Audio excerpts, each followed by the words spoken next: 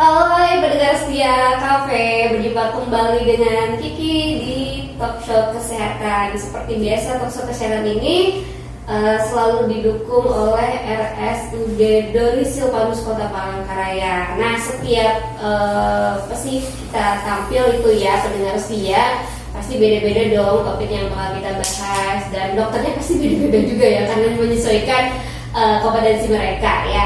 Nah, kali ini di hari ini kita bakal ngebahas tentang seputar pelayanan bedah anak pendengar setia. Dan di studio KP ini udah hadir juga Dr. Yohan Zian Prayogi Taengtu SPDE atau spesialis bedah anak ya, bedah anak ya. Kita sapa dulu nih ya, kita kenalan dulu karena katanya kalau nggak kenal nggak sayang ya Pak.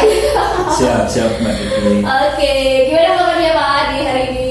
Alhamdulillah, saya sehat. Sehat ya. Ya. Semuanya lancar ya Pak ya. Alhamdulillah. Oke, Makasih. kita kenalan dulu ya sama Pak Dokter nih, Pak Dokter Yohan ya. Ya. Pak Dokter Yohan ini kan yang khusus membidangi spesialis bedah anak ya. Siap. Mungkin Yeah. Pak Dokter gitu bisa ceritain gitu ya dari segi latar belakang pendidikan sendiri apa-apa aja nih. Oke, mungkin kenalan dulu kali ya. Oke, iya. Selamat siang pemirsa KP. Ya, ini kebetulan saya Yohan. Mungkin tadi sudah tolong sama diidentifikasi sama Mbak Kiki. Ya, saya Yohan Zian Prayogi Taengtu. Kebetulan 2 bulan lagi saya tepat 2 tahun nih di Palangkaraya, Kalteng. Jadi belum lama jadi warga kota cantik ya. Berarti Ya. nanti anniversary yang kedua gitu. Jadi Ya. dong gitu. Kebetulan kami di Kalteng, Palangkaraya ini baru sendiri gitu ya. Jadi memang bedah anak ini bidang yang belum banyak profesinya. Ya. Kebetulan kami sendiri tadi alumni pendidikan dokter spesialis bedah anak FKUGM tahun 2016. Jadi sebelum ini kebetulan kami berkegiatan untuk keluarga di Balikpapan, Kaltim. Dan ini tahun kedua saya ada di Palangkaraya. Ya. Gitu Mbak. Jadi udah hampir 2 tahun nih ya, Ya, di jalan 2 tahun ini. Jalan 2 tahun di Palangkaraya. Oke, nih kan kalau untuk spesialis bedah anak ini agak langka dok ya dokternya. Ya, langka banget ya. Karena dari seluruh Indonesia itu baru sekitar 160-an ya. Iya. Sedikit ya. Mungkin tepatnya sudah jalan 170-an ini. 170-an. Dari setahun ini kan juga ada yang baru-baru lulus nih, kelas betul. kemudian kita ditinggal beberapa gitu, jadi 170-an. Jadi memang kebetulan kalau teman-teman atau sejawat dokter juga sebagian yang dokter sendiri juga belum paham, biasanya mengasosiasikan dokter bedah anak itu mereka yang sebelumnya dokter bedah kemudian sekolah pendidikan lagi bedah anak. Itu sejak tahun 2006 mereka yang dokter umum itu bisa melanjutkan pendidikan spesialis bedah anak seperti kami sekitar 9 atau 10 semester.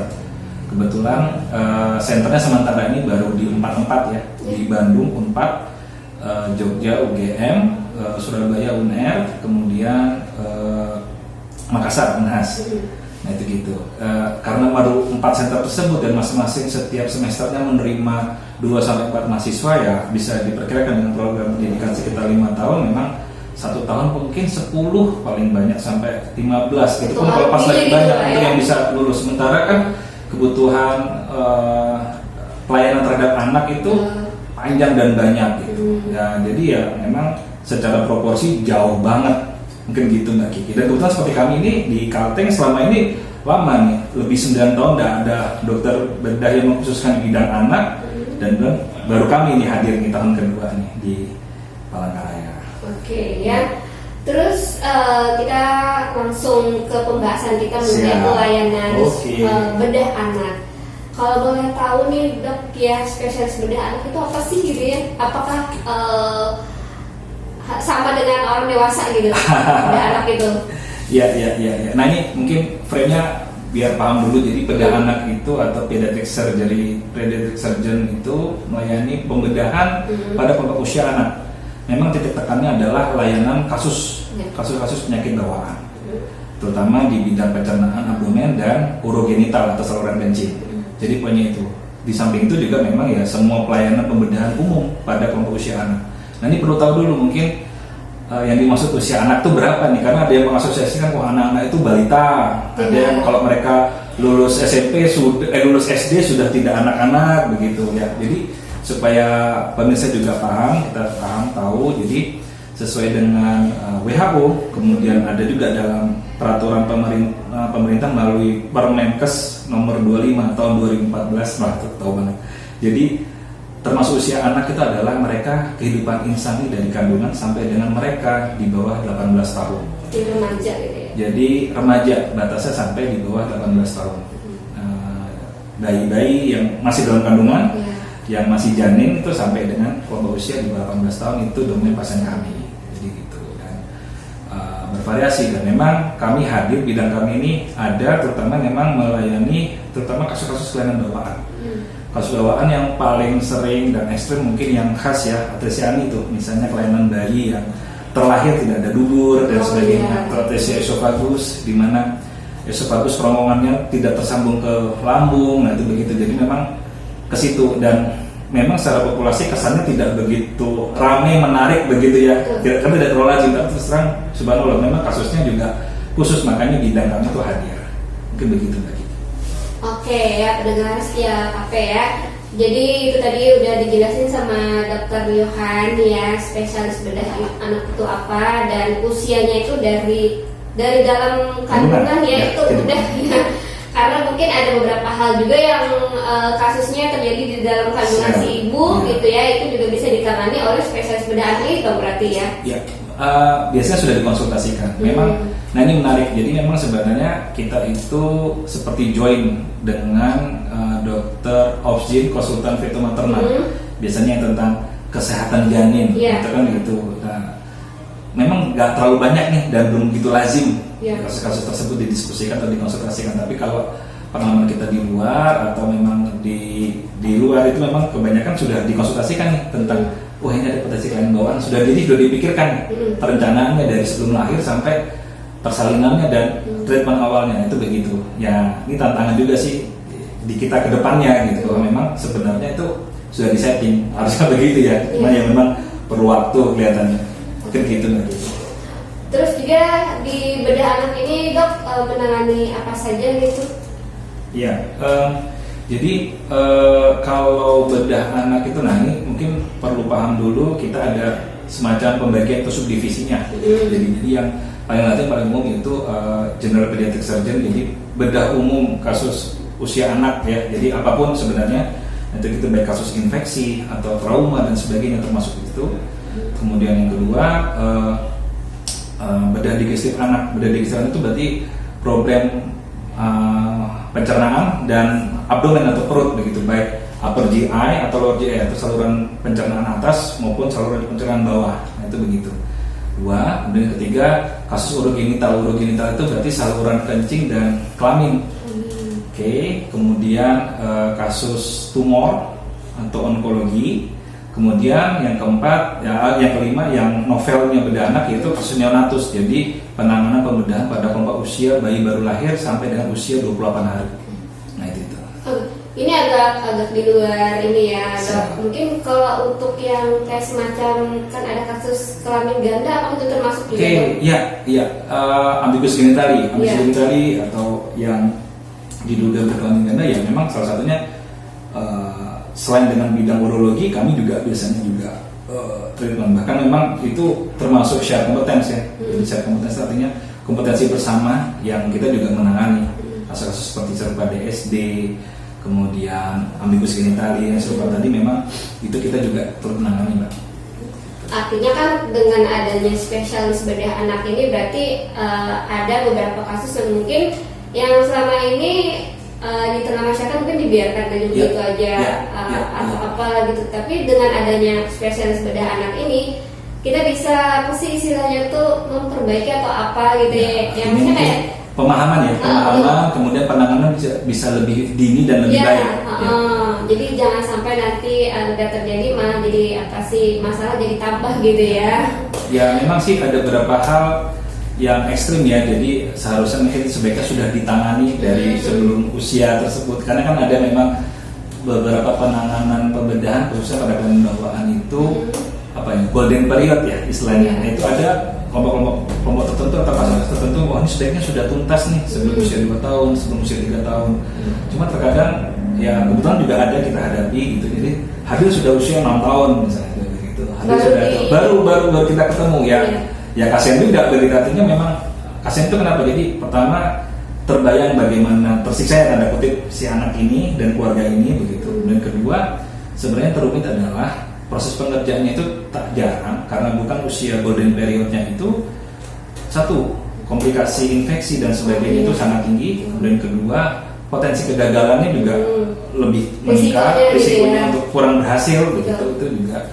Kemudian juga yang ketiga itu aspek sosial itu termasuk psikologis, karena ada beberapa kelainan misalnya nih, sebut saja misalnya contoh yang saya beberapa kali ini kasus misalnya hipospadia itu kadang lubang kencingnya tidak di ujung penis nih pada laki-laki, jadi sering tidak disadari oleh banyak orang tua, bahkan anaknya sudah besar, sudah usia SD besar tuh, mau lulus SD gitu, itu pun tidak sengaja karena mau dihitamkan anak-anaknya. Tapi begitu praktisi kita yang mau datang bisa, loh ini ternyata kelainan yang, dan itu subhanallah baru disadari sudah anaknya sudah 11 tahun 12 tahun, padahal nah ini kasus-kasus serupa ini sebaiknya sudah tuntas sebelum preschool atau sebelum 5 tahun.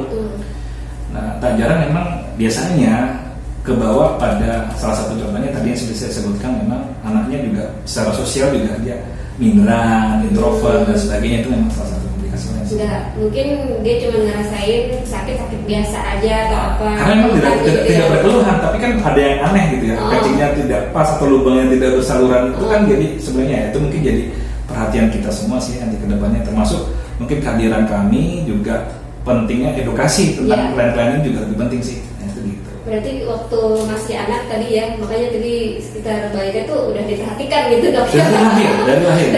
Jadi dari lahir itu ada yang penting sebenarnya. Fisik-fisiknya itu apa gitu ya, agak lain kah atau gimana? Dari lahir itu ada 5 lubang penting yang harus kita sadari ya, selain lubang mata, lubang hidung, lubang mulut, lubang telinga. Ada lagi 2 yang di bawah, yang kadang itu agak lewat, cuma sadar ada lubang keluar udah, tapi apakah posisinya sudah sesuai, kemudian tepat proporsinya, nah itu. Nah tak jarang ngehnya sudah jauh.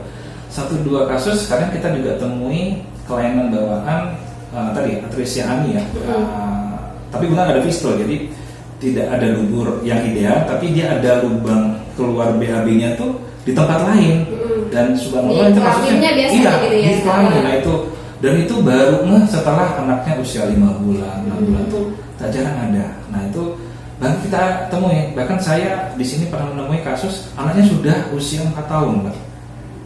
Dan itu, dan mereka sakit banget tuh. Ya BAB tidak lampias, kemudian di area kemaluannya pasti iritasi karena BAB-nya kayak kecil-kecil lewat situ, bercampur, udah kebayang infeksi saluran kemih. Subhanallah itu ada gitu, dan saya hadapi di sini gitu. Oke, pendengar setia KPM, ini menarik banget ya untuk kita mendapatkan informasi seperti ini ya pendengar setia. Nanti kita bakal lanjut ya, untuk jeda dulu sejenak ya, kita buat dengerin lagu dulu buat relax dulu ya pendengar setia ya.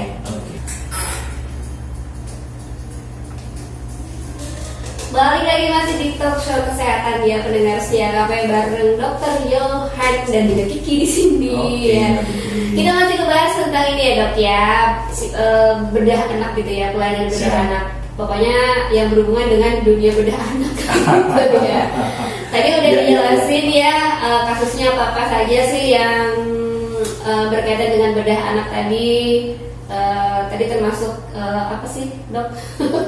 Macam-macam. Jadi lupa juga ya. Divisi-divisinya. Oke, divisi tadi apa aja gitu? Mungkin bisa diulang lagi. Oke, ya jadi tadi sudah sempat saya singgung ya. Jadi ibaratnya subspesialisnya lah, konsultannya nih. Kalau spesialis bedah anak itu, jadi tadi ada pembedahan pada usia anak, begitu ya. Kemudian konsultan digesti itu saluran pencernaan dan abdomen anak. Kemudian yang ketiga urogenital berarti saluran perkencingan dan kelamin. Kemudian tumor atau onkologi. Kemudian yang kelima juga ada neonatus atau novelnya bedah anak. Jadi ahli pembedahan untuk bayi sampai dengan usia kurang dari 1 bulan. Nah ini karena banyak banget kasus komplikasi khusus pada kasus-kasus kelainan bawaan pada kelompok usia tersebut. Memang bidangnya khusus tuh, kayak gitu sih.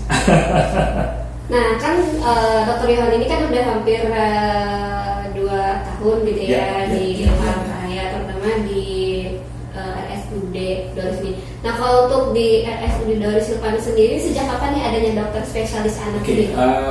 Alhamdulillah saya pertama kali di Palangkaraya ini stay 1 Januari 2023 dan mulai aktifnya per tanggal 18 Januari 2023. Jadi insya Allah 2 bulan lagi nih Mbak, saya ulang tahun kedua di sini.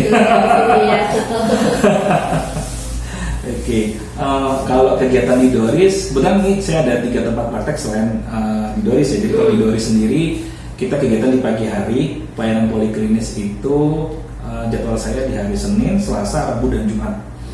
Dan ada di 2 tempat lain, itu ada kegiatan sore dan siang.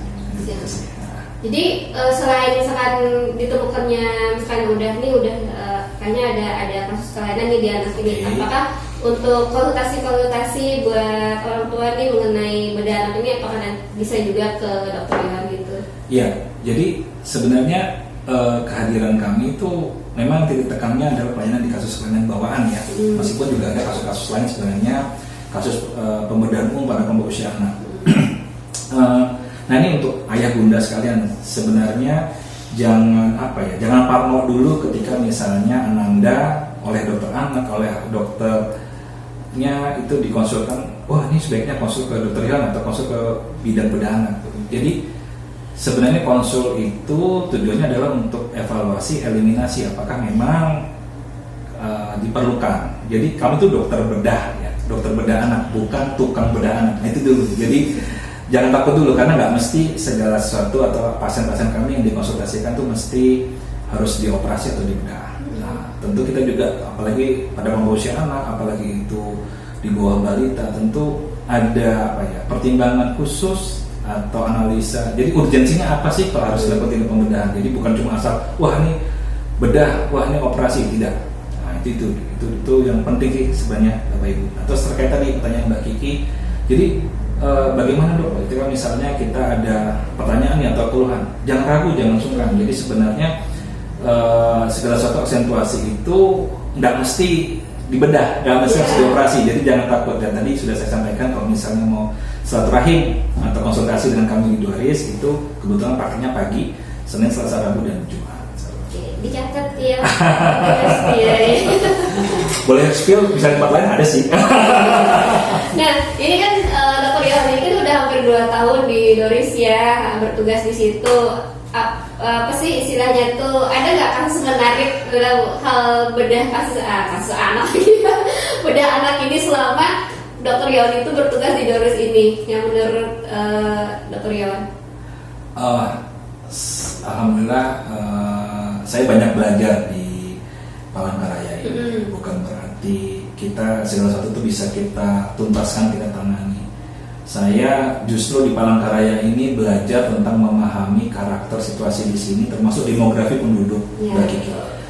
Subhanallah, saya baru paham juga, saya baru ngehnya mungkin kurang lebih setahun terakhir gitu, karena ternyata ada beberapa pasien itu rujukan jauh nih, misalnya maaf sebut saja tempat ya, Lamandau, Saruya, gitu ya? Dari kabupaten jauh. Saya terbayang ketika saya tanya, oh iya, itu begitu saya tanya, Pak Bu tinggalnya gitu, oh iya, berapa jam kesini? Wah, setengah hari gitu. Itu saya justru, masya Allah, itu saya itu, jadi saya kebayang proses itu sampai akhirnya pasien itu hadir di depan kita gitu. Jadi saya justru lebih banyak belajar tentang memahami situasi itu dan makin berikhtiar bahwa kami ingin memberikan pelayanan yang terbaik. Nah itu. Terus kalau terkait dengan kasus, alhamdulillah memang beberapa kasus yang kata teman-teman memang selama ini banyak sudah dirujuk. Jadi biasanya dirujuk ke provinsi sebelah nih. Biasanya alhamdulillah beberapa sudah bisa kita tangani di sini. Yang paling lazim, paling sering yang bisa kita kerjakan seperti kasus Hirspro, kasus atresia angin definitif dan sebagainya. Lumayan, hampir setiap bulan itu ada pengerjaan kasus-kasus tersebut, termasuk beberapa kasus tumor. Cuma memang ada beberapa keterbatasan kita memang mungkin karena saya sendirian juga ya, jadi memang ada beberapa kasus ini kehadiran kami mungkin belum banyak dipahami oleh beberapa daerah. Jadi terkadang pasien itu sudah, oh ini harusnya ke bedah anak, tapi nggak tahu ada saya di sini. Jadi pasien itu ujuk-ujuk sudah ke provinsi sebelah gitu. Terus setelah ditangani, ini evaluasi, ketika baru mau kontrol baru tahu ada kami, nah itu baru datang. Terus kita, dok ini baru, maaf dok, kita baru tahu ada pian di sini gitu. Jadi kita baru, nah itu juga. Ya ini mungkin sambil ngobrol-ngobrol di sini saya jadi bisa dikenalin nih. Nah, itu aja Mbak Kiki. Oke. Di luar bedah anak termasuk juga berarti ini sunat ya dok ya? Iya, sebenarnya nah ini menarik. Nah, jadi gini, kasus-kasus sebenarnya rajin banyak jadi pertanyaan. Maksud sunat tuh ya sunat bukan juga urusan dokter bedah anak aja ya. Jadi sebenarnya nih bahkan kalau untuk dunia kedokteran itu juga kompetensi dasar yang harus dipahami dan bisa dilakukan paripurna oleh dokter umum. Kalaupun ada praktisi kesehatan lain itu mestinya dia harus betul-betul terlatih dan ada delegasi dari dokter. Itu yang penting Bapak Ibu sekalian. Nah, kemudian yang kedua tentang sunat. Nah ini sunatnya apa nih? Sunat laki-laki, sunat perempuan. Kita harus paham dulu. Nah ini agak belok sedikit. Untuk beberapa kepercayaan di Islam ada beberapa kelompok tertentu yang ini mensyariatkan, dok ini kami ada bayi perempuan mau sunat ini itu jadi pertanyaan, apakah sama atau bagaimana? Jadi ini saya belok dulu ya Mbak Kiki. Kalau sunat perempuan sebenarnya tidak lazim dan kemudian itu juga kontroversi. Tetapi kalau untuk di bidang kesehatan sebenarnya tidak mandatori atau justru tidak terlalu disarankan. Karena sebenarnya tindakan sunat perempuan, ini sunat perempuan ya, sunat perempuan itu adalah membuka kulupnya klitoris, dan itu tidak jarang justru malah membuat traumatis, kemudian risiko berdarah. Makanya bahkan di beberapa literatur dianggap amputasi genitalia itu diskursusnya, termasuk tidak terlalu disarankan. Tetapi itu saya serahkan kepada kepercayaan karena ada beberapa kelompok tertentu, bahkan di Islam ada beberapa yang memilih menjalankan sunat ini untuk melakukan itu sebenarnya untuk anak perempuan ya.